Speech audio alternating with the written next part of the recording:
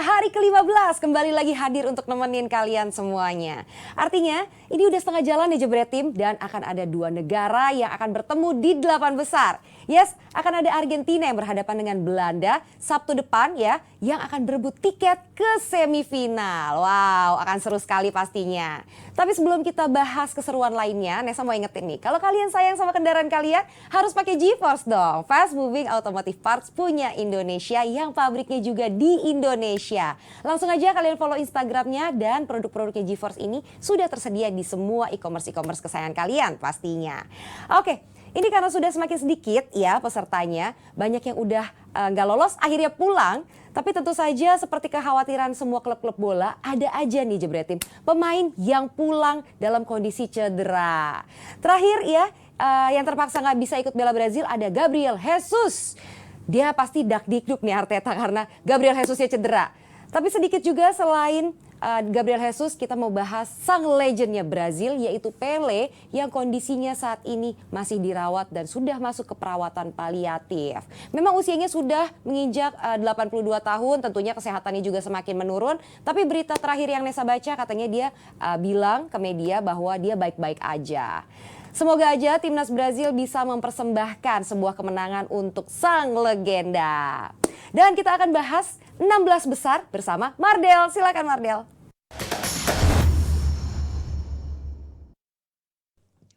Terima kasih Kakak Nesa dan DPI Hajatan Bola Dunia. Kembali lagi bersama GeForce Fast Moving Automotive Parts yang lo bisa dapetin produknya di berbagai online marketplace. Dan jangan lupa juga untuk follow Instagramnya GeForce di @geforce_id. Malam hari ini gue sudah bersama ketiga abang-abangan gue semua di sini. Ada Bang Valen yang juga sebentar lagi akan kembali ke Qatar.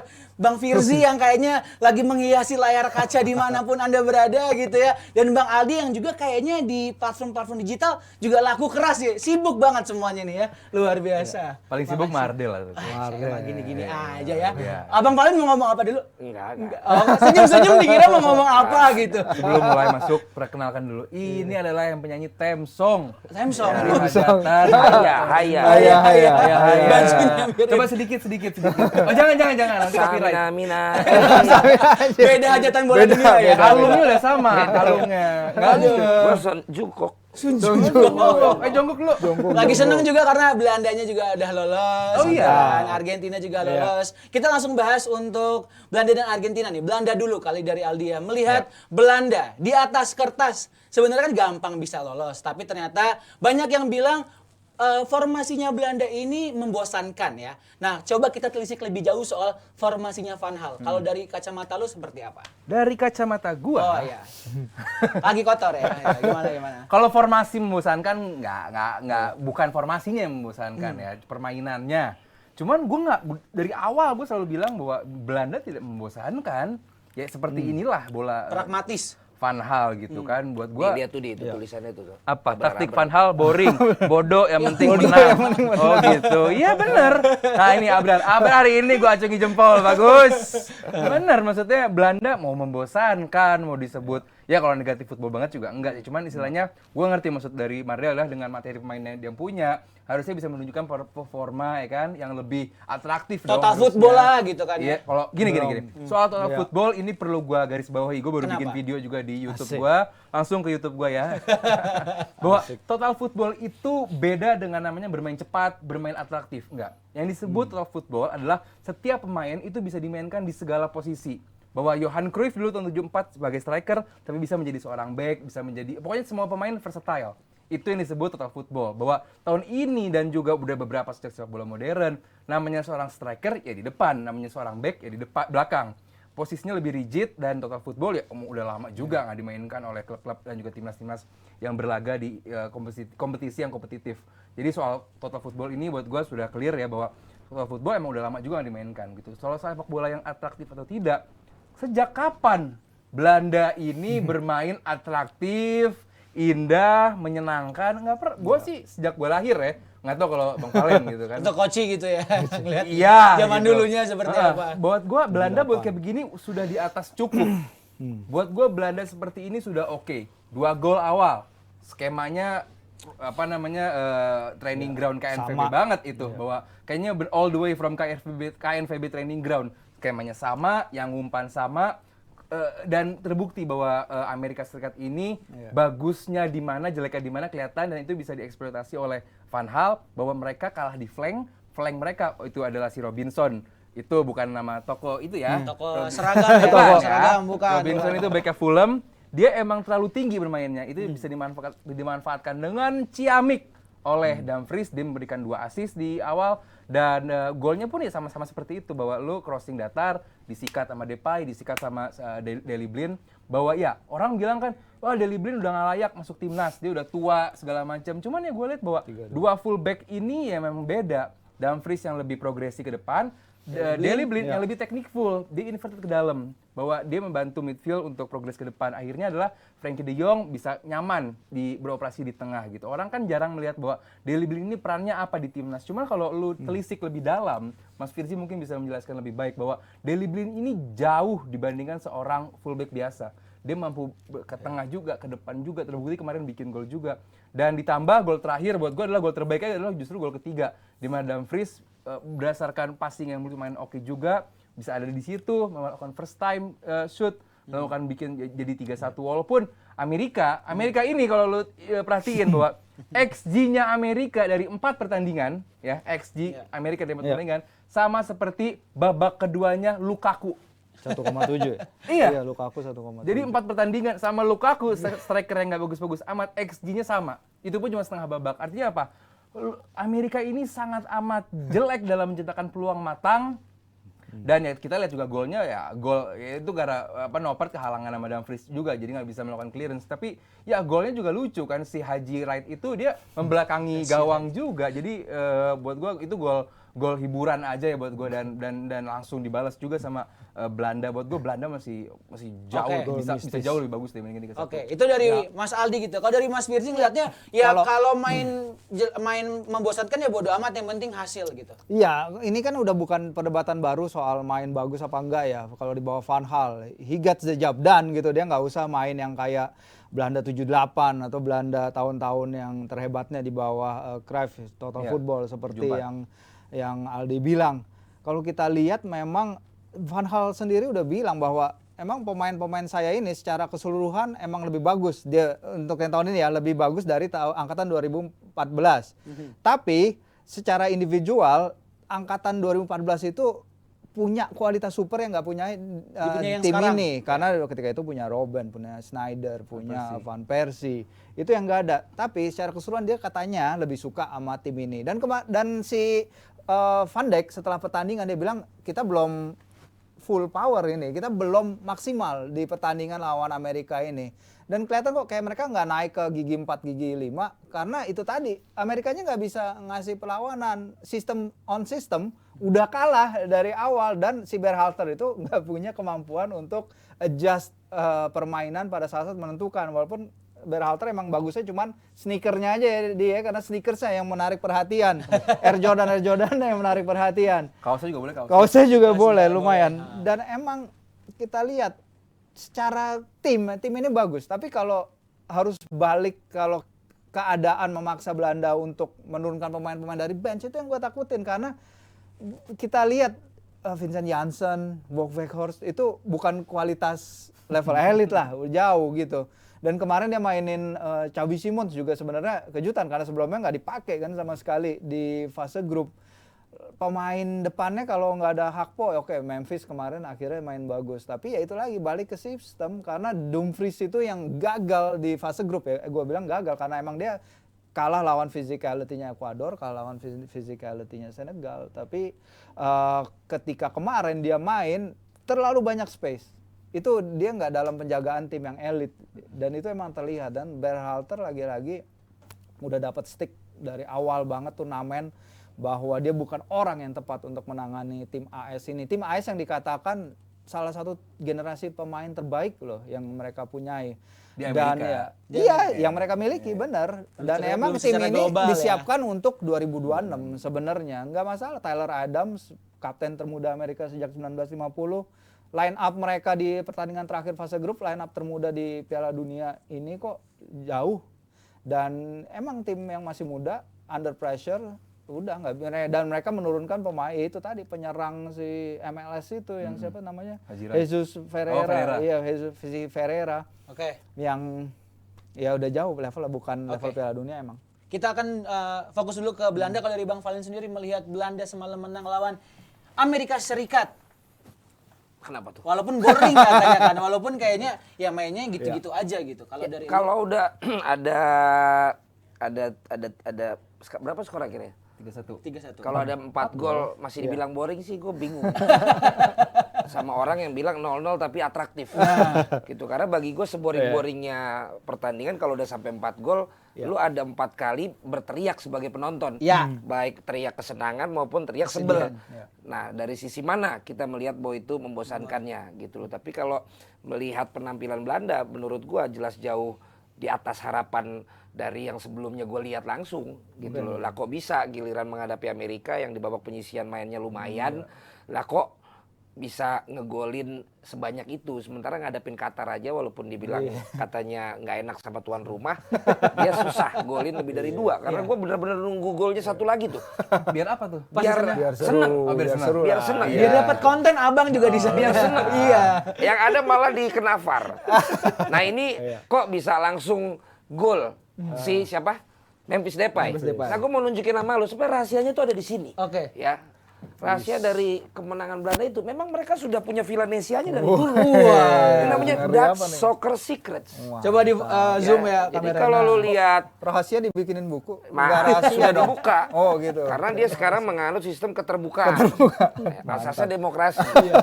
Bahwa lu main dari pinggir cutback dan diselesaikan dengan baik oleh Memphis Depay sama Daley Blind ya. Itu bukan karena jago, bukan karena asal main, tapi udah dilatih berulang-ulang sama base system. sama KNVB dan juga Van Hal, terutama menghadapi gaya permainan Amerika. Di mana di situ ada celah.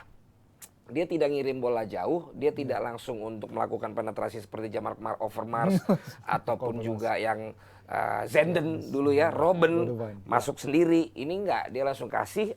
Dan lu lihat Memphis Depay itu muncul dari belakang. Daley Blind muncul dari sini gitu. Jadi dibiarkan dulu ada space di tengah, bola dikasih gantung, ada yang hajar. Nah, yang hajar kalau kakinya juga lagi semplak. Bolanya out, bolanya keluar. Tapi ini bisa masuk. Nah, yang gue bingung justru ada apa dengan Amerika kemarin gitu lah, kok malah kendor banget. Sempat 2-1 Belanda tuh, kalau 2-1 penonton Belanda tuh tegang loh. Tapi kok dia bisa golin lagi. Nah itu juga lempeng aja gitu golin. Berarti kan Amerika kurang memberikan tekanan yang dapat membuat Belanda panik kemarin. Dibandingkan menghadapi Ekuador yang kita tahu hampir kalah sebenarnya Belanda. Tapi beberapa kali diselamatkan, ada gawang lah, ada keputusan wasit lah gitu. Tapi ya inilah turnamen, membosankan atau tidak membosankan, selama lu unggul, lu lolos. Ya udah. Tetap aja lo menang. Never mind. Nah, Betul. ini nyambung dari Bang Valen gitu dia. Lihat Amerika Serikat. Ada beberapa yang di-highlight keputusan pelatih AS, yaitu salah satunya adalah Gio Reyna tidak dimainkan dari awal. Nah, kalau lo lihat sendiri, peran Gio Reyna tuh sebenarnya bisa tanda kutip menjadi game changer nggak sih ketika melawan Belanda semalam? Sebenarnya begitu dimainkan pun Gio Reyna nggak begitu menunjukkan performa yang gimana-gimana banget juga ya. Dia dapat 3 shot ke atas semua gitu. 1 sundulan juga nyamping. Artinya bahwa ya oke, dia bukan goal getter juga seperti bapaknya dulu. Cuman buat gue skema awal dari Amerika sebenarnya udah oke gitu. Yang terbaik yang mereka miliki gitu. Timothy Weah di kanan. Ya cuma bener kata Vinci tadi, di tengahnya doang. Gue Pereira nih siapa gitu. Kenapa nggak dari Haji Wright ini dari awal gitu. Haji, ya benar. Haji Wright kan? Ya Haji Wright ini dari awal. Buat gue, ya Amerika ngerasa mereka bisa bermain bola ya. Mereka ngerasa tahu sepak bola. Tahu soccer ya? Tahu soccer, pemain-pemainnya. Tapi ya pemainnya harus diapresiasi. Mereka bermain rata-rata di Premier League, di MLS. Mereka muda gitu. Cuman ya buat gua mereka sudah seperti ini, kalah dari Belanda. Buat gue ya udah lebih dari cukup untuk mereka mempersiapkan di 2026, walaupun kita nggak sampai tahu 2026 mungkin pelatih nanti Jesse March mungkin, nanti, ya kan? Bukan Berhalter. Itu dia makanya. Jadi buat gue sama seperti nanti kita bahas Australia juga. Sejauh ini performa Amerika ya udah lebih dari cukup lah gitu ya. Sekarang lu compare sama Belanda gitu. Belanda kan datang ke turnamen tahun ini bukan sebagai penggembira, mereka calon juara gitu. Dan yang gue bilang kemarin juga bahwa Belanda dengan sejarah panjangnya, hutang mereka dengan para supporternya, mereka punya beban moral yang lebih untuk perform lebih bagus. Walaupun bukan lebih bagus dalam artian bermain menyerang, bermain indah ya, walaupun itu bagus. Cuman kalau mereka bisa menang aja gitu, melaju jauh dan mungkin juara, itu sudah lebih dari cukup untuk publik dari Holland Hoop. Sebenarnya gini sih, sebenarnya soal Berhalter sama Gio Reyna itu mungkin bukan dicadangin ya. Kalau menurut Eric Wijnaldum itu legendnya lah, legend sepak bola AS. Dia spill tuh di Reasonnya kenapa ya, gitu. sama New York Times bahwa pelatih sama si Reyna ini berantem gara-gara pertandingan pertama dibilang suruh pemainnya si Reyna dibilang suruh ngaku cedera, maka nggak dimainin dari awal. Pertandingan pertama dia lawan siapa ya? Di Amerika. Wales. Si Wales ya, iya, kan nggak diturunin juga kan.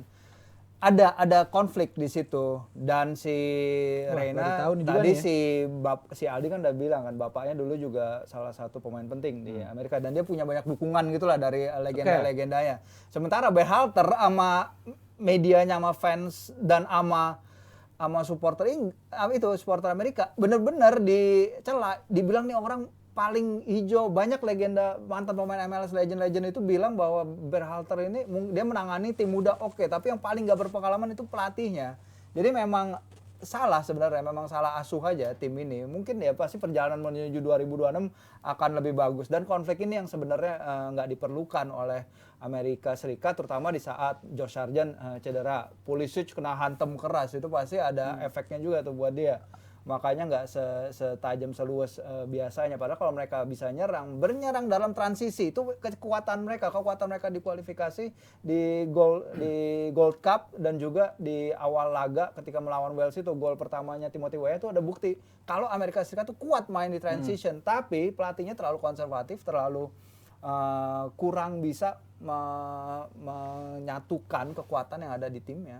Jadi nggak cuma pemainnya, pelatihnya pun kurang pengalaman. Nah, kalau nyambung ke Bang Falin nih Bang, kalau lihat pelatih yang konservatif lah kalau kata Mas Firzi, lu ngelihatnya soalnya umurnya jauh, Bang Firzi gitu, lu ngelihatnya pelatih konservatif seperti ini dengan ya negaranya juga belum negara yang sepak bolanya belum terlalu maju, apakah lu melihat AS bisa jauh? Gua melihat begini, ini masalah prinsip pelatih aja. Seperti yang dibilang sama pelatihnya Meksiko, dia bilang kan setelah pertandingan ini gue pasti akan cabut. Kenapa? Dia tahu bahwa ketika dia mempertahankan filosofinya dan ternyata itu tidak berhasil, ya udah dia cabut. Dia nggak mesti harus dengerin apa kata pundit, dia nggak harus dengerin apa kata orang di sekitarnya. Dia nggak perlu, maksudnya dia punya keputusan sendiri. Kalau dia memang jadikan legend-legend itu sebuah pendapat yang bagus untuk dia dengerin, dia pakai. Tapi kalau menurut dia emang ini yang gue mau, silahkan. Gue malah mengkritik komentator yang ada yang ngomong kemarin semalam. Apa tuh? Ada yang ngomong begini, ini pelatih kurang berpengalaman. Dia bilang gitu. Gue bilang, lu komentator aja gue gak kenal. Lu aja komentator kurang berpengalaman. Bagaimana lu bisa bilang nih pelatih kurang pengalaman? Waktu gue nonton Argentina tuh. Gila, gue bilang, ini komentator siapa? Kok bisa ngomong, ini pelatih kurang pengalaman nih? Gue bilang, lu hebat banget jadi komentator ya. Udah bisa menjudge bahwa tuh orang kurang pengalaman, sehingga secara strategi harus begini. Maksud gue gini, semua punya keputusannya masing-masing gitu loh. Dan ketika lu punya point of view, ya sampaikan dengan point of view aja gitu loh. Nggak usah lu sampai menjudge bahwa lu lebih tahu daripada orang tersebut gitu. Nah tadi kan Firzi bilang beritanya jelas. Ada info yang di-spill, dia dapat support dari ini nih. Make sense di gue. Tapi kalau ada orang berani bilang, ini orang kurang pengalaman, harusnya dia taruh dia begini. Men, lu aja gua kagak kenal jadi komentator. Bagaimana lu bisa ngomong seperti itu? Itu di Qatar Bang komentator. Apa? Enggak, di Indonesia. Nah, jadi gua bicara lagi balik ke sini. Nama. Gua gak kenal. Gua aja gak kenal. Aldi makasih dibantuin gue juga. Mantap. Gua aja gak kenal nih. Kok dia bisa bilang, tuh pelatih emang gak pengalaman. Dia gini, gua bilang, canggih banget tuh orang. Tapi balik lagi ke tadi. Itu hak semua pelatih. Jadi ketika memang dia juga pengen menunjukkan otoritasnya, ada yang kepala batu kan, bodoh amat. Akhirnya dia nggak dengerin kata orang, gagal juga. Tapi ada juga yang pengen membuktikan, nih, gue pokoknya orang mau bilang apa, gue tetap gini, berjalan juga. Nah, ini sih. Si Berhalter itu dari 2018. Tapi gue setuju sama Aldi. Pada akhirnya ketika lu kalah sama Belanda, ya udah lu kalah sama Belanda. Kecuali dengan kepala batu lu itu, lu kalahnya sama negara yang di bawahnya. Qatar gitu atau gitu Arab loh Saudi. maksud gue gitu. Jadi ya wajar-wajar aja. Emang gue kurang kenal sih sama si Ben siapa? Berhalter. Greg Berhalter. Padahal ada Bukan komentator. angle yang bagus bahwa setengah dari karir Berhalter itu dihabiskan di Belanda loh. Enrique Godbout segala macam. Jadi dia harus Sebenarnya paham. punya Udah tahu Dan dia ngerti kalau orang ngomong itu apa ya. di bench ya, orang Belanda ngomong apa Iya, di bench. benar, bisa ya. bahasa Jadi dia Belanda. bisa nguping. Bisa nguping, iya, bisa bisa nguping. paham manehna. Pernah di Rotterdam kalau nggak salah. Iya, nih. pernah Jadi juga. feedingnya Mbak Gia, terima kasih Iya. Mbak Gia. Zulu juga. Gak usah dibilang juga Kalau dari di gua. arena tahu tapi kalau di arena yang diomongin Tahu. dia tahu. Iya, iya, itu Alexi dia. Lalas tahu. Alexi Alas tahu. Ya itu Kalau udah. di arena Alex Aku dites di sini. Pep Ramos, iya. Ya, itu dulu Kobe Jones tahu. Kobe Jones, legend. Michael Jordan. Padahal, Kobe Bryant tahu. balik lagi ke Amerika ya bahwa Gimana di? dulu Amerika kan sebenarnya punya banyak materi striker ya, Josie Altidore, Iya. Freddy Adu gitu. Cuma buat gue sekarang Flop lah. flop. Ya maksudnya awalnya masih di usia muda oke kan, disandingkan sama Rubinho dan segala macam. Tapi begitu masuk senior, ya kan banyak tuh di negara-negara berkembang ya. Landon Ju- Donovan, Landon Brian Donovan. McBride, iya. Juniornya Kalau kita ngomongin level bagus, itu, ya. begitu masuk senior flop itu kan sering terjadi Iya, kan. iya. Nah itu padahal Amerika ini kan kekurangannya adalah di central forward gitu kan. Akhirnya terbukti bahwa semalam dan di dalam 4 pertandingan terakhir XG-nya juga jelek banget karena emang mereka nggak punya seorang finisher yang bagus. Cuma buat gue ini bakal menjadi apa namanya? Naturalisasi lah mungkin ya bisa. Ya. Bisa gitu karena Lu tahu banyak sekali. XG-nya Haji Wright kemarin? Berapa? 0,1. Ya, Dua, Subs juga 0,19. kan lagi coba. Golnya kan mistis, Iya, bisa masuk gol kayak gitu. hantu, Gol gol hantu. hantu, Iya. gitu. Itu kalau dia sengaja nggak bisa. Nggak loh. bisa. Nggak bisa. Bolanya melenting-melintir. 100 kali dia nyoba nggak bisa Padahal itu, Mas, Bang. buat gua pergantian pemain paling bagus Aronson. Begitu Iya, Aronson Brandon. masuk ada perubahan di Amerika. Brandon Aronson masuk tapi dia salah Taruhnya posisi. di kanan Iya, luar. di kanan Dan luar. dan Apa- itulah apa hebatnya Bang? masalah angka di sebelum pertandingan. Kenapa? Baik golnya Amerika maupun golnya Australia itu gol gentayangan dua-duanya. Itu nggak masuk akal dua-duanya. Biar nggak clean sheet. aja. Makanya, lah kok bisa? Biar apa tuh, Bang? Ya makanya, lah kok bisa? Bisa gitu ya. Itulah yang kita selalu nggak habis pikir. Lu mau ngomongin strategi sehebat apapun, makanya gua ngambil angle yang berbeda. Betul, Gua ambil tidak angle salah. yang pakai angka-angka itu. Masuk akal. Atas, bawah. Ya ada bola ketabrak muka masuk. Ketabrak muka, Bola mentalnya ketabrak jauh kaki banget. mental masuk. Makanya gue Padahal bilang jauh kemarin banget 4-0 lagi. skor. Cuma 3-1. Iya, bisa 4-0 kemarin. Ya mungkin untuk sepak bola cowoknya Amerika harus bisa ngelihat dari sepak bola ceweknya. Jauh, bener. Jauh, itu bisa dilihat dari Iya. situ kali ya. Ya udah, dari Amerika. Tapi sebenarnya itu Belanda yang apa? memang juga harus jadi fokus. Kenapa, Jadi kalau Bang? emang dia jago di cewek, dia harus tahu bahwa untuk bisa mempopulerkan olahraganya itu lewat situ. Nah, Indonesia juga harus jelas. Kita mau di sepak bola gede, apakah futsal atau apa, kita juga harus jelas. Yang penting positioningnya kita berprestasi dulu di salah satu turunan daripada bola. Gitu loh. Nah, kita nih belum ada itunya. Pengen fokusin yang mana dulu nih gitu. Jadi harus fokus. Ya bulu tangkis mungkin bulu tangkis. Badminton nanti beda lagi. Oh, beda lagi. Ntar di PBINA. Bebina, oke. Ya udah kita lanjut yuk. Kita bahas tetangganya Amerika nih yang melihat bagaimana David versus Goliath. Nah, itu dari Argentina. Lo ngelihatnya? Oh, tetangganya Amerika Argentina. Iya. Oh, gue lagi mikir Iya dong. apa ini tetangganya? Kan masih satu benua, Iya, iya, satu betul, benua. betul, betul, betul. Iya. Itu.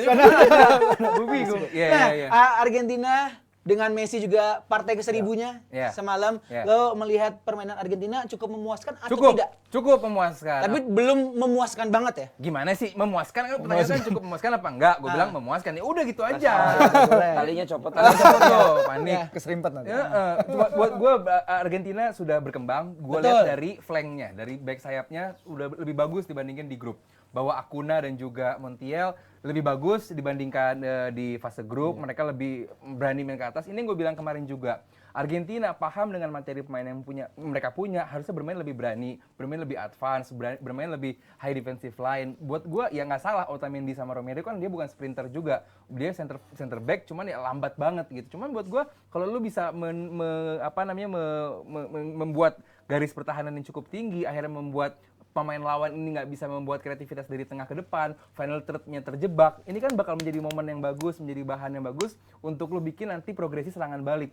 Itu dipakai kemarin sama Argentina, bahwa fullbacknya maju, terus juga McAllister-nya juga oke. Kalau soal Messi ya sebenarnya nggak perlu diperdebatkan lagi ya, karena iya Messi bagus ya udah apa beritanya gitu, nggak ada pemberitaan, ya udah Messi ya dia selalu bagus karena Messi is Argentina is Messi. That's the point. Cuma buat gue pengen menilik bahwa pemain-pemain lain di luar Messi-nya gitu, bahwa Julian Alvarez dipercaya menjadi seorang striker tandemnya Messi yang roaming kemana-mana, harus ada seorang Alvarez yang stay di kotak penalti dan dia deliver goal.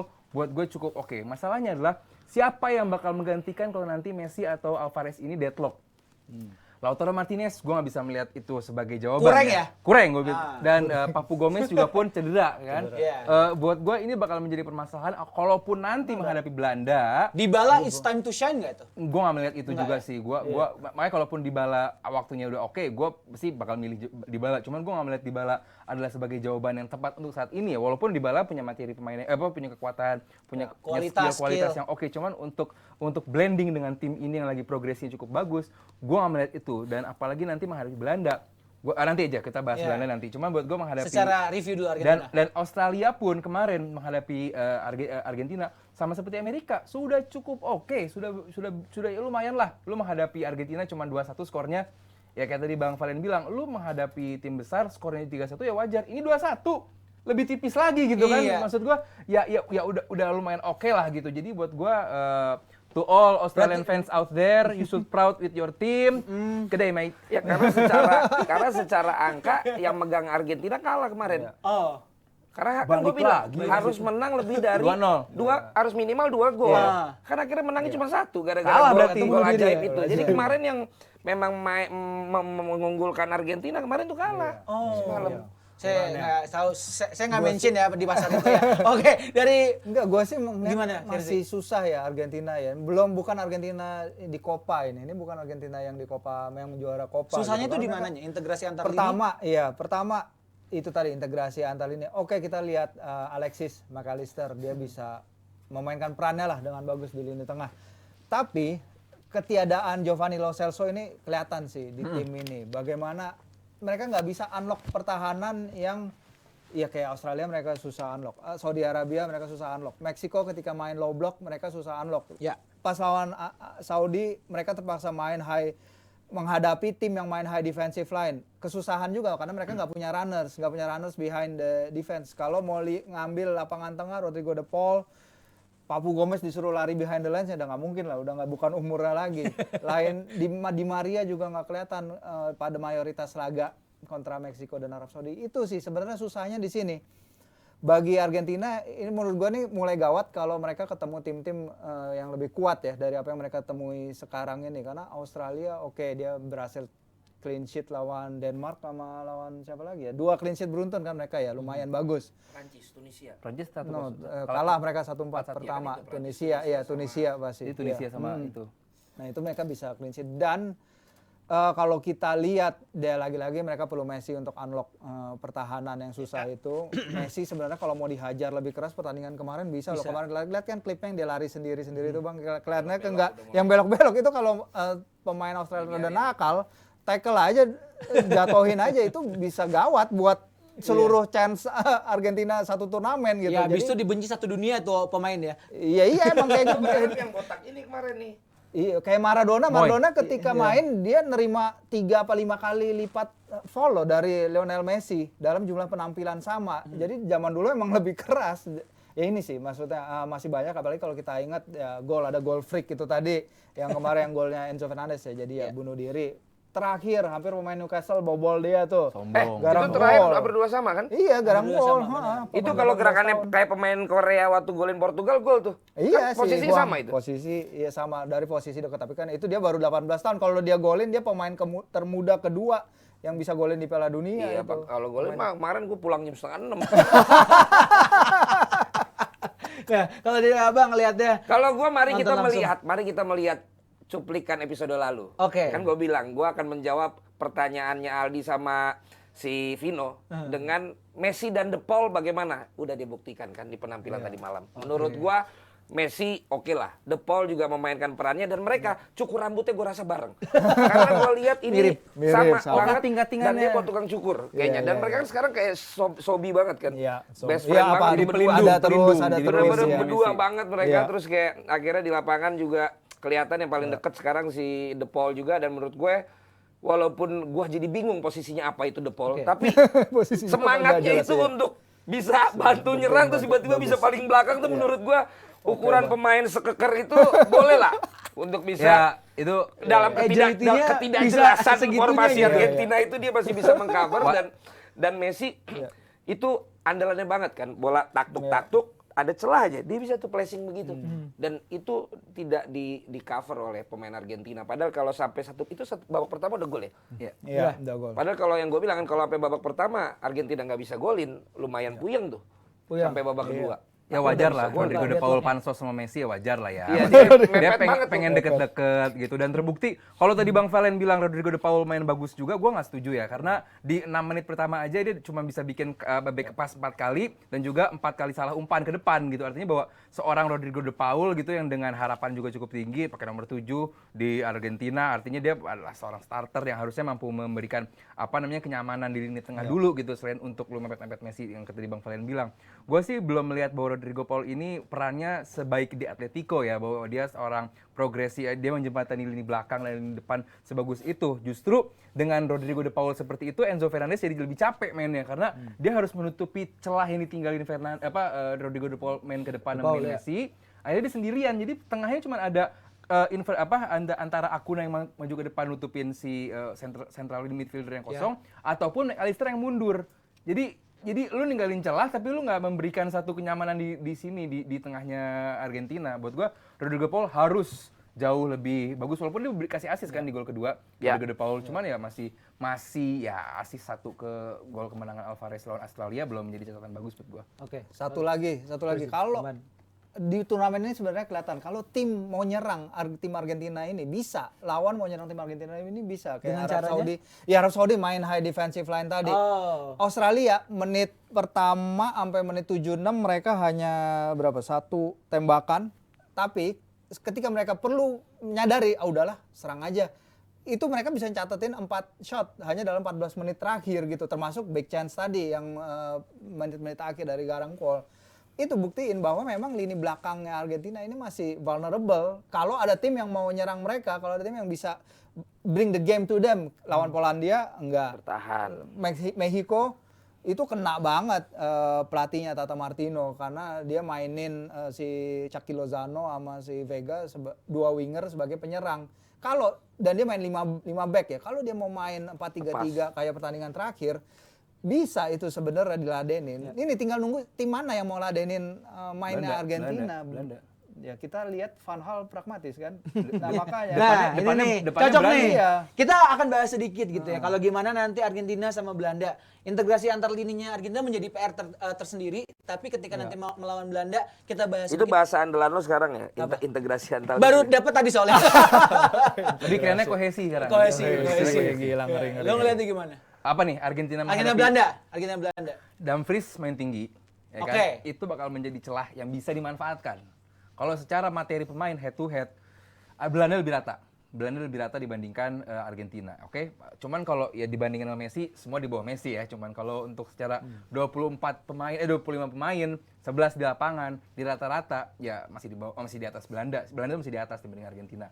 Cuman banyak celah yang bisa dimanfaatkan dari masing-masing tim, bahwa apakah nanti Belanda mau seperti yang Virgi tadi bilang, lu mau fight dengan 2 central back yang vulnerable tadi, yang sebenarnya kalau diserang pun bisa. Romero ya nggak usah di Argentina, di klub pun fit. Nggak fit. Otamendi udah berumur. Iya, jadi harapannya kan kayak yang gue bilang tadi, Lisandro Martinez.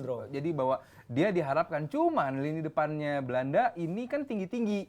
Nah, menghadapi Lisandro Martinez, gue harap sih Belanda bisa mainin bola-bola atas. Karena seperti di corner, seperti di bola mati. Dan terbukti juga dalam serangan balik pun Belanda, gue lihat, walaupun Belanda secara 90 menit bukan bermain cepat, tapi kalau dalam kondisi tertentu Belanda bisa bermain lebih cepat dibandingkan Argentina. Ini yang mungkin bakal menjadi masalah. Walaupun Argentina bisa memanfaatkan peran dari satu orang bernama Messi. Oke. Kalau gue sih kayaknya lihat di wingback ya, tetap jadi kunci ya, karena Dumfries dan Blind itu pas lawan Amerika mereka nyatetin the most touches of the ball di pertandingan itu. Kelihatan banget serangan datang dari mana, agresinya datang dari mana, dan gue nggak yakin kayak Montiel sama Acuna itu bisa. Karena kemarin aja tuh back kirinya si Australia siapa tuh nomor 16, dia dribble sendiri ngelewatin Aziz Behik, dan dia main di Dundee, which is peringkat buntut Liga Skotlandia. Nah, kalau pemain kayak gitu aja bisa nembus pertahanan Argentina, ngebelah masuk, breaking the defensive line dengan ya sangat gampang ya, sebelum backnya Mardel masuk dengan last ditch tackle si Lisandro. Dan itu keren banget. Gue akuin tuh tackle keren banget. Tapi untuk nyampe fase kayak gitu aja menurut gue Argentina udah gawat. Terakhir ketika mereka full time, yang Emi Martinez nahan tembakannya Garangpo langsung dipeluk kan kayak gini, wah udah kayak juara aja. Jadi You save my life gitu ya. Iya makanya itu dia. Memang shootnya jelek banget sih. Defensive. Shootnya emang jelek banget sih. Garang, bagus lah. Itu masih 18 tahun cuy. Ya, dia. ya. Shootnya gue bukan melihat pemainnya, shootnya. Enggak, Garangpo itu belum pernah main level kompetitif senior. Ya whatever, ini kan di turnamen Masih seperti muda. ini Iya, kan, iya makanya. untuk dia dibawa masuk makanya, lumayan. maksud gua, Iya. di momen seperti ini ya itu sebenarnya biasa aja, walaupun ya tadi lu bilang dia pemain muda, belum pernah mendapatkan event sepenting ini. Wang Hichan juga apakah menit bermainnya kurang dong, tapi dalam momen tertentu dia harusnya bisa Enggak, yang penting on target dulu. Kan ada Lautaro kan yang udah tinggal sendiri. Iya, off target itu juga off parah. target. Maksud Iya. gua ya di momen-momen tertentu nggak semua pemain yang punya pengalaman pun bisa deliver gol. ya. Kalau yang di acara malam-malam itu nggak ada debatnya gininya sih. Ya, Kak, beda konsep lah, beda. Bang. Semua nggak bisa disamain. Kayak nggak tahu aja pura-pura lu ya. Gitu. Oke. Gue takut kenapa-napa. Gue takut kenapa-napa. Oh, anteng banget. Belanda Argentina, Bang Valen ngeliatnya gimana? Ya yang jelas tiket 14 juta. Iya, Itu gua oke. udah ngecek harganya. FYI itu ya. Kalau buat nonton di kategori 3 itu juga gitu. Jadi kalau ngarepin Oh, yang match Argentina. Iya, ngarepin resmi udah susah. Jadi ini kalau emang teman-teman juga ada yang mau berangkat, langsung kalau ada 12-14 juta lu bisa tuh. Tapi lu harus hayal lah karena kan tanggal 9 mainnya. Iya. Terus gara-gara permainan Argentina kemarin denger-dengar jadinya ini bakal 50-50. Nggak akan ada yang dapat handicap. Gitu. Jadi benar-benar 50-50. Aduh. Iyalah. Dan ini menandakan bahwa match Sama ini kuat. akan dianggap sama kuat dan Yes. menurut gua penentunya lagi-lagi si nomor 10 itu. Ya. Oke. Gitu loh. Ketika Belanda bisa menguasai apapun dan juga bisa menampilkan Ya, nanti tackle-tackle. Van Hal memainkan yang secara seperti apa. Tapi ya satu orang ini yang memang bisa jadi pembeda di tengah segala kekurangan atau kelengahan yang ada nanti dalam pertandingan itu. Jadi permasalahannya, gue tidak melihat ada yang menonjol di Belanda yang bisa jagain orang kayak De Jong dulu. Oh. Yang bisa tadi lu bilang nakal, bikin dia frustrasi, bikin dia kesel, ala Mourinho lah. Ala Mourinho. Messi ini kan sekarang kalau udah karena dia senior juga, dilindungin semua pemain-pemainnya kan, tapi gampang marah. Nah, tidak ada pemain di Belanda yang saat ini senakal De Jong waktu itu, gitu loh. Jadi gua nggak tahu nanti siapa yang akan ditempatkan seperti itu sama Van Hal. Buat gue sih di game ini Belanda diunggulkan ya. Belanda diunggulkan. Buat gue Belanda ini lebih lengkap bahwa kalau satu orang mati bisa peran-perannya yang lain. Tapi kalau Messi mati kayak yang tadi Bang Valen bilang, ini rada susah. Walaupun menghadapi Saudi, Messi tidak mendapatkan perlakuan khusus dari bek-bek Saudi. Oke. Mati-mati aja tuh gitu. Jadi ya walaupun golnya penalti ya, nanti nggak dihitung gitu sih. Cuman buat gua Belanda menghadapi Argentina nanti nggak perlu terlalu yang lu treatment Messi berlebihan. Lu just jadi Argentina Belanda pada umumnya aja gitu, biasa aja. Oke. Perkembangan masalahnya Belanda mau Gakpo siapa yang mau jagain? Oke, singkat aja Di. Lo ngelihatnya akan ada babak tambahan atau memang unggul Belanda aja? Belanda gua rasa bakal maksain untuk sampai babak tambahan. Oke, singkat. Bapak Firzi? Argentina sih. Argentina Full time. tanpa babak tambahan. Bang Valen? Xavi Simon harus main dibanding Klaassen. Oke. Jadi Belanda. Itu gua udah lihat tuh cara bermainnya mewah. Oke. Belum Iya, cukup, iya, iya. belum Cara cukup. bermainnya mewah tuh, kita akan melihat seorang Michael Owen yang lahir Waduh. dengan kehadiran Xavi Simon Iya. sebagai gabungan antara Xavi dan Iniesta dalam satu orang. Mantap. Ini harus Berikan kepercayaan di-notes. itu Van Hal dan dia akan memporak-porandakan lini tengah Argentina yang udah gue saksikan sendiri di stadion yang ada di 974. Itu kalau ada Xavi Simon sama Hakpo selesai. Ya. Argentina Ini selesai. valid nih kalau kayak gini karena udah nonton langsung. Udah nonton. Ini valid. Tapi Simon 5 kali kehilangan bola kemarin. Selesai. Berikan dia kepercayaan. Lawannya Oke, Argentina. kita bahas Belandanya masih Xavi bisa. Simon. Nggak ada. Bentar Dengan Klaassen, asis ke Gakpo. Dia Luar biasa. lahir. Ya, Besok menit lawan 90 Argentina. plus boleh Kasih dia Simmons menit, masuk. kasih dia menit lo akan Ya lihat dia 90 akan plus bisa tadi buat apa. masukinnya. Bang Firzi lu nggak mau nolongin gua Bang Firzi. Simon. Oh saya sendirian. Sebagaimana gue melihat Aldi, gue melihat Firzi, gue melihat lu sekarang akhirnya bisa ngetop di mana-mana. Seperti itulah juga gue bisa melihat kualitas seorang pemain bola. Oh, kita Respect, Gakpo. respect, Apa? respect. Belum udah Xavi Simon udah awal, sekarang udah Gakpo. Loh, tapi gue bisa melihat. Oh ya lu Van Hal, lu Van Hal. Siapa di sini yang ada di kursi ini yang akhirnya nggak laku sekarang? Visioner ya. Siapa? Gue tanya. Tidak ada. Sekardus-kardusnya lu tetap laku. sekarus-karusnya Apit yang menurut gua belum layak laku di mana-mana. Laku ya, ke Spain ini. Seperti itu juga gua bisa melihat kualitas seorang pemain. Dia akan menjadi bintang. Percaya sama dia. Berarti kalau ngomongin yang kardus ya, pemain Prancis nggak ada yang kardus menurut Oh gua. ini masuk Prancis. Prancis aja. Udah Prancis. Nggak pakai sen deh Langsung minum Benar, dulu. langsung minum dulu. Iya. Prancis lawan Polandia. Ya menang Prancis lah, Polandia. udah. Prancis. Wah, lu jangan gitu kan ada Kelar, udah.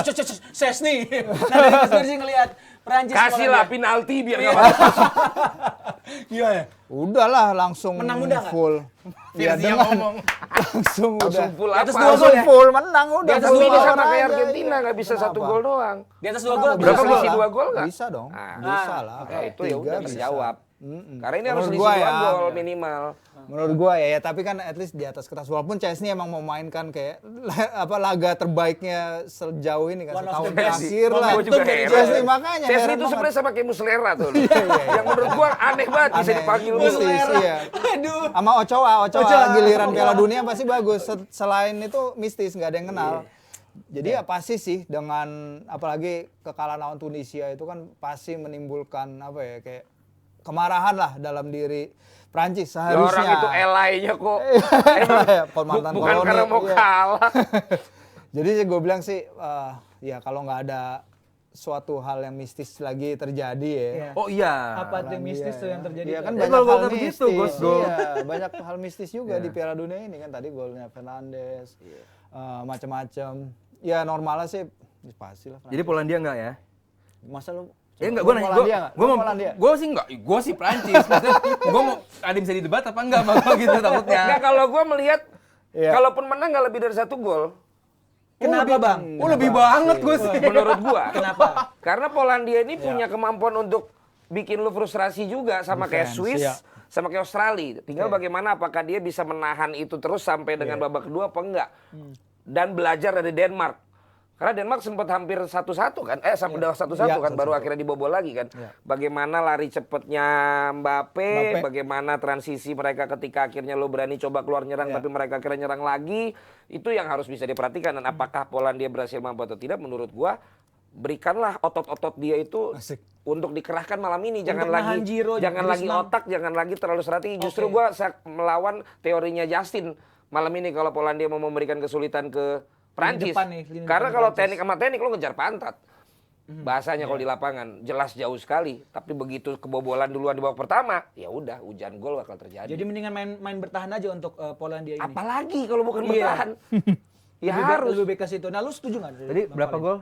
Nggak lebih dari Nggak satu lebih dari gol. satu. Selisihnya ya. Selisihnya. ya. Ya gue sih setuju sama Bang Farid. Bagian Polandia ini harus belajar sama Australia. Iya. Polandia bisa bikin gol dulu, cuma habis itu 4-1 ya kan. Jadi ya semoga Polandia belajar sama Australia ya. Lo bikin gol dulu. Orang bilang Australia bermain reaktif. Ya kan, nunggu kejadian dulu enggak, lawan Argentina nyerang duluan. Polandia pun demikian, enggak reaktif, dia nyerang dulu, cuman bertahannya lebih bagus, lebih rapi. Di depan mereka kalau mereka reaktif pakai 1 striker aja. Ini enggak, milik sama Lewandowski. Artinya apa? Mereka memang pengen bikin gol, cuman kebanyakan penguasaan bola mereka emang di belakang. Jadi terkesan bermain defensif. Itu Polandianya. Kalau Prancis sama seperti Argentina, seperti Belanda juga, iya dia juara bertahan 1 ya. Dan dia juga bukan targetnya 16 besar gitu. Mereka jauh lah untuk at least semifinal ya harusnya bisa gitu. Walaupun nanti di perempat final ketemunya Inggris kalau sama-sama menang. Dan kekuatan tim juga ya jauh lah ya. Maksudnya Polandia sama Prancis. Walaupun banyak pemain Polandia juga banyak yang bermain di liga yang sama dengan pemain-pemain Prancis. Cuman buat gue secara materi pemain, kohesi tim atau tadi biasanya Mardel integrasi antar lini itu jauh lebih bagus. Sekarang yang lebih laku emang kosakata yang smart. Saya mengikuti zaman aja. Eranya yang jebret tuh udah lewat. Sekarang lebih ke yang smart. Sekarang lebih ke smart. Harus level up gitu. Betul, level Ini up. kayaknya Ali juga dari tadi udah sedikit-sedikit teaser-teaser soal Inggris ya. Kita akan bahas soal Inggris tapi setelah kakaknya saya mau lewat ini. Silakan kakaknya saya.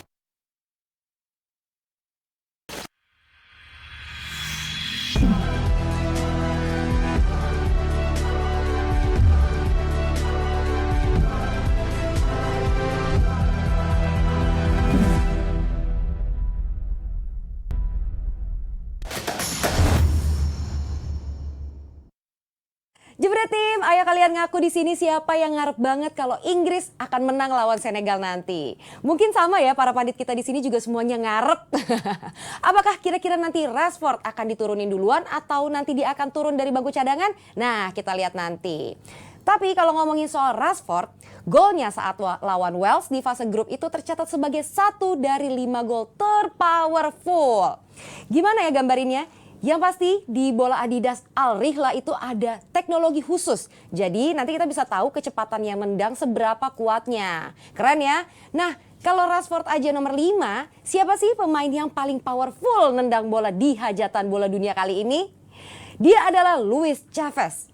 Ya, mungkin udah pulang ya dia karena Meksiko nggak lolos. Tapi Jebret Tim, pas Luis Chavez mengambil free kick saat lawan Arab, dia nendangnya kenceng banget, nget. Tercatat berkat tendangannya ini bola meluncur dengan kecepatan 121,69 km per jam. Tuh, cepet banget ya. Next, di bawah Chavez ada catatan milik Ritsu Doan, pemain Jepang yang mencatat 120,4 km per jam berkat tendangannya yang membobol gawang Spanyol. Dan di nomor 3, milik pemain Jerman, Füllkrug. Dan nomor 4-nya tercatat Rashford dan nomor 5-nya adalah Messi. Gila ya, emang teknologinya nih keren banget dan hebat banget. Bayangin bisa dibuat sedemikian rupa sampai bolanya bisa punya catatan tersendiri. Keren. Mahal dong pasti, makanya jangan dirusak. Jangan sampai kayak Cavani kemarin ya yang kesel karena Uruguay nggak dapat penalti. Akhirnya dia meluapkan emosinya sama wasit ya yang kena wasit teknologi alias VAR. Diapain screennya? Ya ampun, gak lolos kok dirusak. Sayang banget. Semoga jangan ada lagi ya Jebret Tim yang sumbu pendek terus kayak gini di hajatan bola dunia. Sabar. Masih ada 4 tahun lagi kan? Ya nggak Mardel?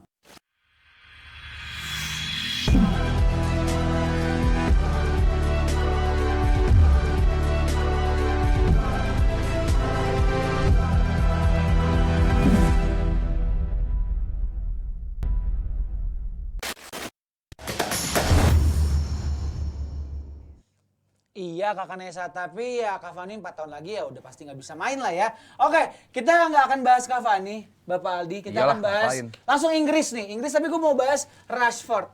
Nih, baju Inggris. Kalau Abang CEO udah makainya kaos kaki Inggris ya. Gue Inggris. Rashford, apa? Ini rugby. Rugby-nya. Gue Iya. juga punya nih tapi Ini yang gitu, winter, bareng beli winter sama. ya. Iya, Yang mantap, winter, Bang. yang winter. Cuman gue bingung kenapa gue pakai kaos kaki ya. Oh, lu langsung aja? Gue gak ada Langsung maksud aja. dengan omongan hari ini. Oke, kita bahas Rashford dengan Iya. banyaknya pilihan untuk di posisi wing gitu ya Inggris. Akankah dia dimainkan dari menit awal?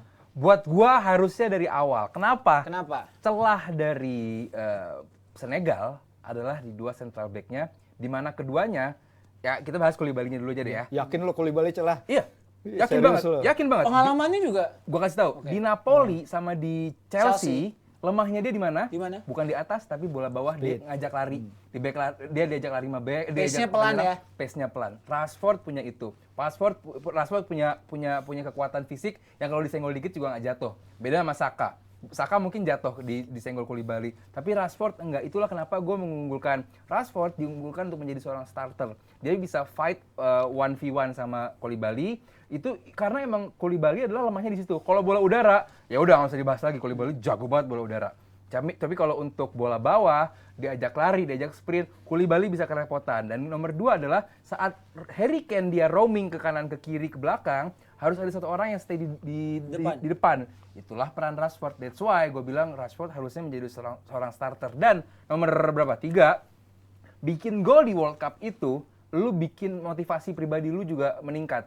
Saat lu punya tren positif dari grup, sekarang di knockout stage, lu tinggal lanjutin gitu. Walaupun belum ada jaminan lu bakal main bagus juga di sini. Cuman istilahnya secara pribadi, lu punya motivasi berlebih untuk melanjutkan tren positif lu. Ditambah, dia juga pengen menunjukkan bahwa soal karir dia di klub harusnya bisa lebih bagus dibandingkan saat ini. Oke, kalau dari lu Iya. gimana, Rizky? Ya, kalau gue bilang Koulibaly nggak sepelan tubuhnya sih. Iya, karena dia larinya kenceng dan langkahnya gede ya. Walaupun nggak sampai ngeledek orang kayak Rudiger. aja. Tapi gue bilang dia masih punya pace. Apakah itu akan secepat Rashford? Belum tentu.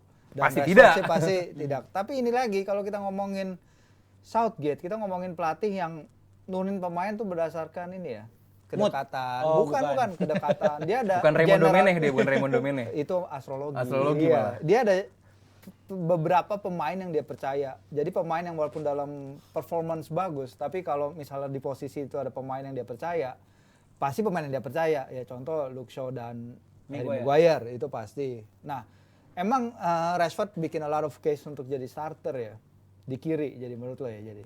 Dia Di kanan atau kanan? Di kanan. Rashford nggak bisa main di kanan. Gantiin Dia Saka nggak di suka. kanan. Iya, tapi dia nggak suka. Bikin gol. Dia selalu bilang dia nggak suka main di kanan. Permainan terbagus dia adalah kalau nggak di tengah, Oh ya iya, di kiri. setuju ya emang. Nah makanya itu sekarang bagaimana mengadopsi ini karena kita kan tahu si Southgate juga masang Trippier misalnya sebagai bek kiri.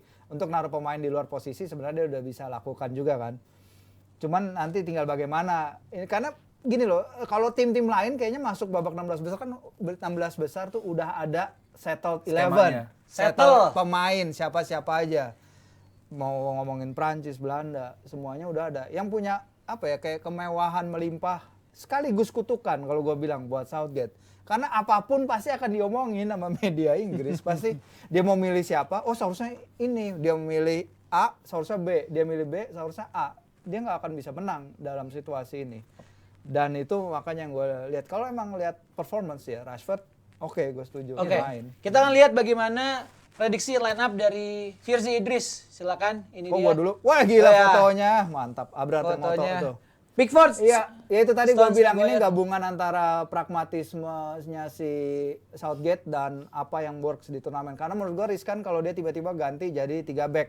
Oke, Euro 2020 pertandingan babak 16 besar dia main 3 back, tapi itu lebih untuk mengcounter 3 backnya Jerman. Nah, kita akan lihat juga apa yang akan dilakukan Southgate kalau melihat tim yang pasti di atas kertas dia menganggap Ini di pilihan bawah. lo kan. atau menurut lo pilihannya Southgate? Ya itu dulunya. Menurut gua pilihannya Southgate. Oh, Oke, bukan sekarang Aldi. berdasarkan- Sekarang bukan Aldi. beda. Nanti Bang Valen jadi Ya, jurinya ya. gua Yang nyusul. lebih Oh, bagus jadi lu mana Sterling, formasinya? bukan Sterling Foden. gua, iya, bukan. Oke, iya, silakan bukan ini dia Foden, bukan untuk Rashford. punya Aldi Bawazir. Bisa begitu. Pringnya ada tuh. Kok Aldi nggak nama lengkap, gua nama lengkap. Iya. Ya Dari- udah. Aldi Bawazir. Ya udah. Kenapa Ini lo dengan pilihan seperti ini? Ya, Trippier pertama di bek kanan, Walker sekarang udah oke. Mungkin Trippier bakal di menit-menit akhir nanti atau kalaupun nanti terjadi adu penalti dan segala macam. Buat gua Walker akan dicoba untuk di game ini. Kalaupun nanti mau jadi 3 back, Walker tinggal dimasukkan menjadi seorang central back bersama Walker, Stones dan Maguire. Tinggal ganti di antara siapapun dari outfield player untuk digantikan dengan Trippier.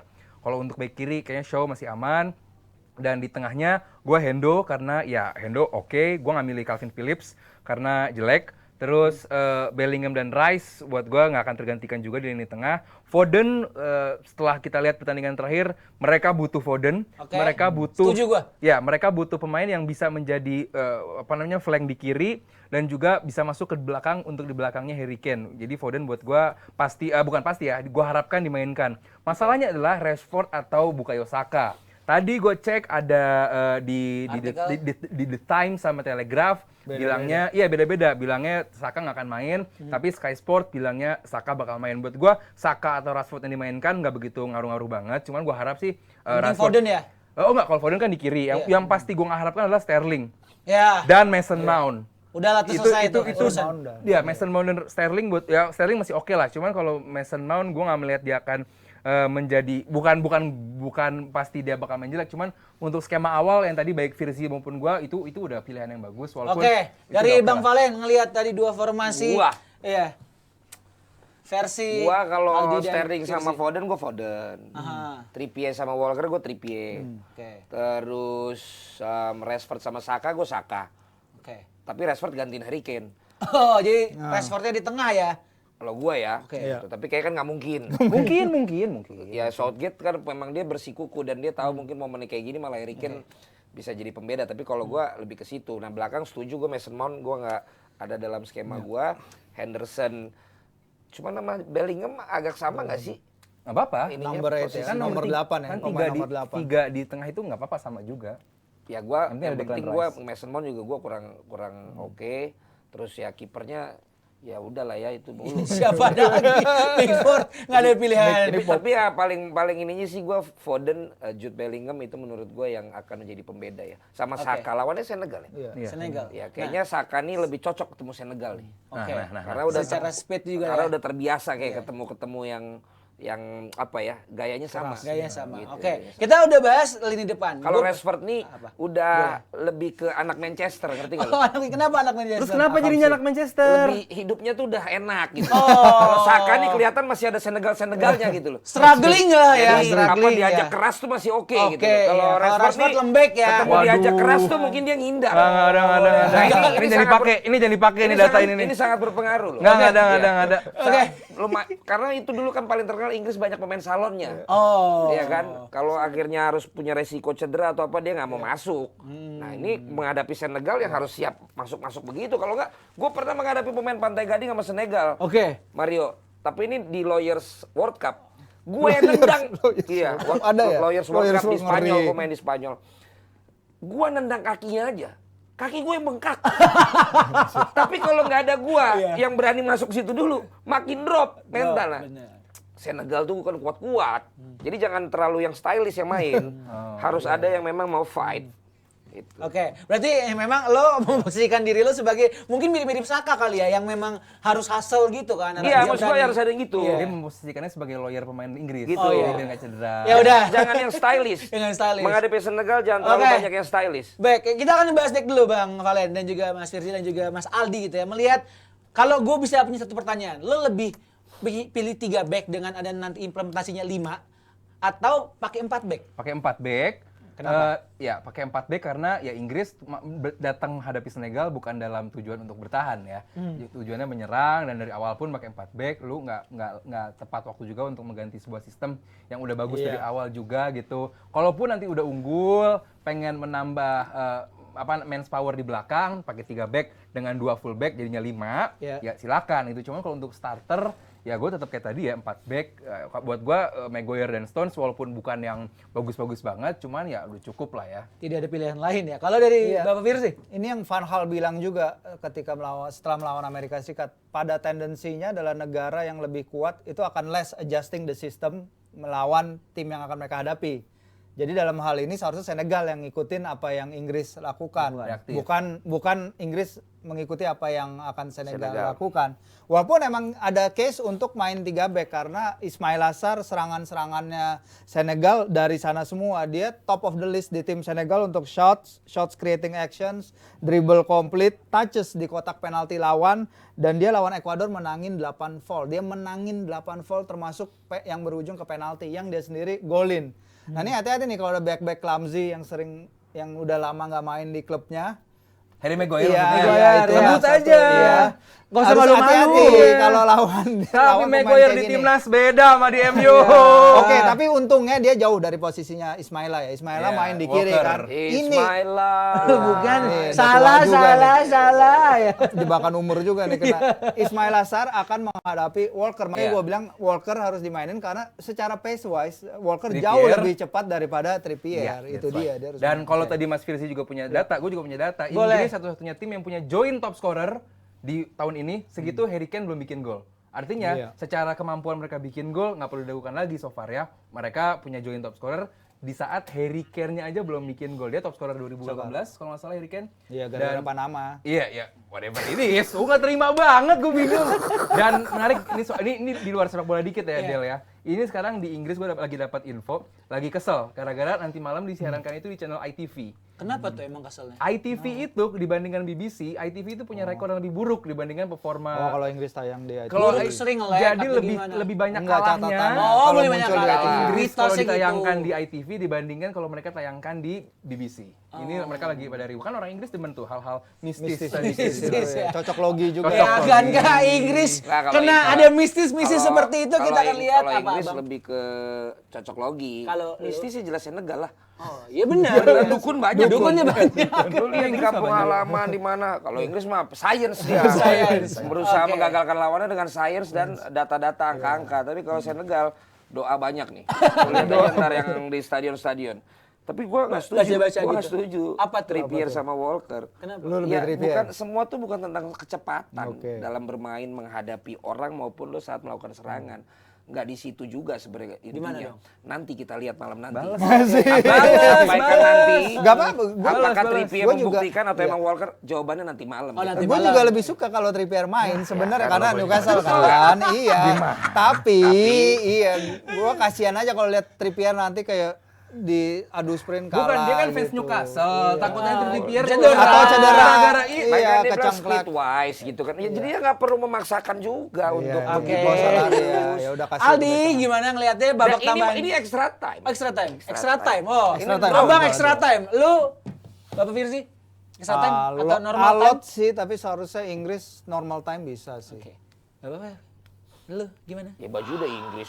Udah. Sisa kan nih. Menang 3 gol Inggris. Normal time. Tepat. Oh, tapi bikin gol sengaja. Bikin gol, Senegal bikin gol. Soalnya Inggris juga bukan yang bagus-bagus banget ini pertahanannya. 4-1 ya?